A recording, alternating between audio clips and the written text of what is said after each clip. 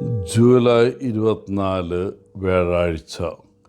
മത്തായി 13:10-17 വരെ വാക്യങ്ങൾ.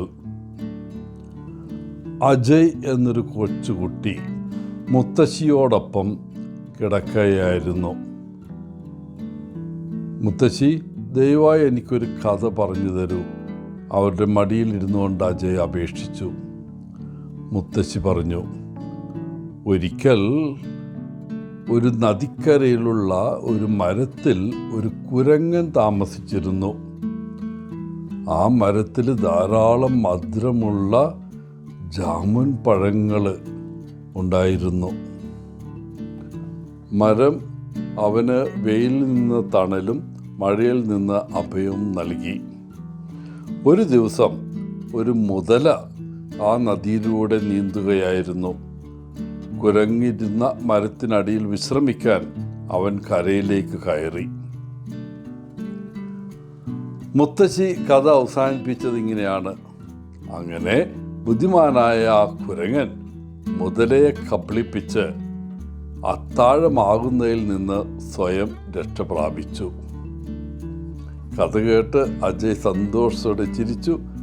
അവൻ്റെ മനസ്സ് ഇതിനകം ആ സാഹസികത നിറഞ്ഞ കുരങ്ങിനെക്കുറിച്ചും അവൻ്റെ ഉറച്ച തീരുമാനത്തെക്കുറിച്ചുള്ള ആശയങ്ങളാൽ കറങ്ങുകയായിരുന്നു. അജയുടെ മുത്തശ്ശിക്ക് അറിയാവുന്നതുപോലെ കഥ പറച്ചിൽ പഠനത്തിനുള്ള ശക്തമായ ഒരു ഉപകരണമാണ്. നൂറ്റാണ്ടുകളായി ഉപയോഗിച്ചു വരുന്ന, തലമുറകളിലൂടെ കൈമാറ്റം ചെയ്യപ്പെടുന്ന ഒരു സാങ്കേതികതയാണിത്. ഇന്നും അത് കഥകൾ കുട്ടികളെ ആകർഷിക്കുകയും പഠിപ്പിക്കുകയും ചെയ്യുന്നു.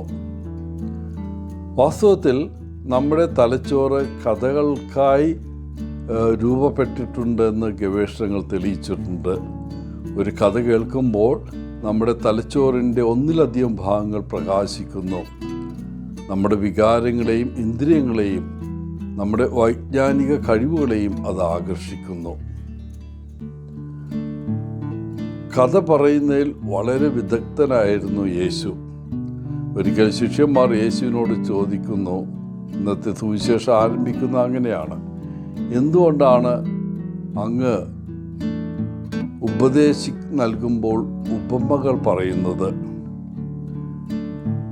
യേശുവിൻ്റെ ശുശ്രൂഷയുടെ മധ്യത്തിൽ അവൻ പലപ്പോഴും ഉപമകളിലൂടെ ജനക്കൂട്ടത്തെ പഠിപ്പിച്ചു.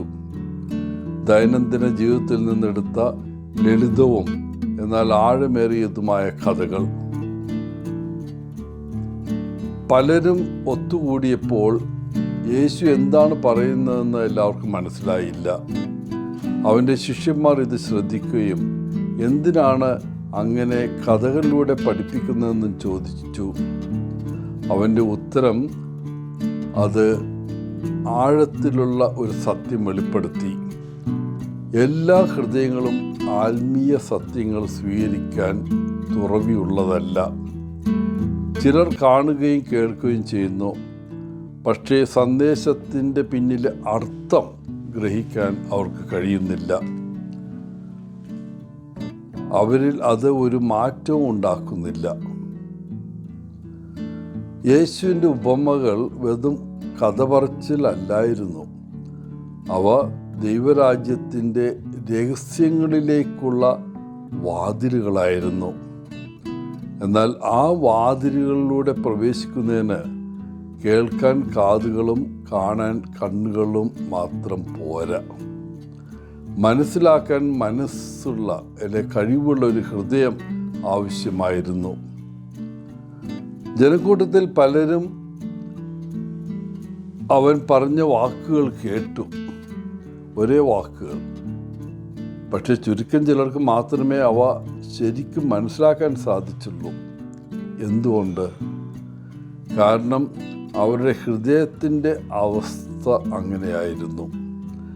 ചില ഹൃദയങ്ങൾ ശ്രദ്ധ തിരിക്കുകയോ കഠിനമാവുകയോ നിസ്സംഗത പുലർത്തുകയോ ചെയ്യുന്നു.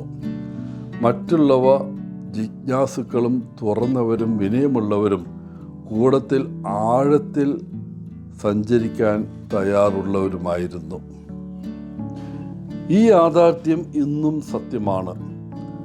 അസാധാരണമായ സത്യങ്ങൾ വഹിക്കുന്ന സാധാരണ നിമിഷങ്ങൾ ഉൾപ്പെടെയുള്ള ഉപമകളാൽ നമ്മുടെ ജീവിതം നിറഞ്ഞിരിക്കുന്നു.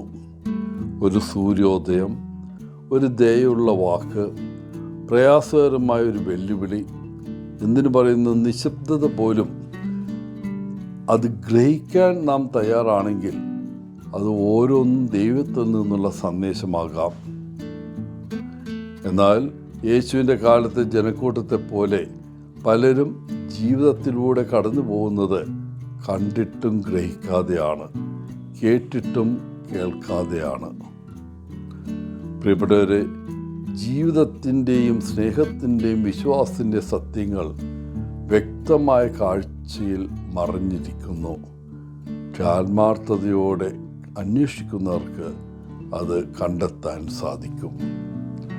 എല്ലാവർക്കും നല്ലൊരു ദിനം ആശംസിച്ചുകൊണ്ട് ഒത്തിരി സ്നേഹത്തോടെ പോളച്ചൻ CSSR ഫ്രം കേരള.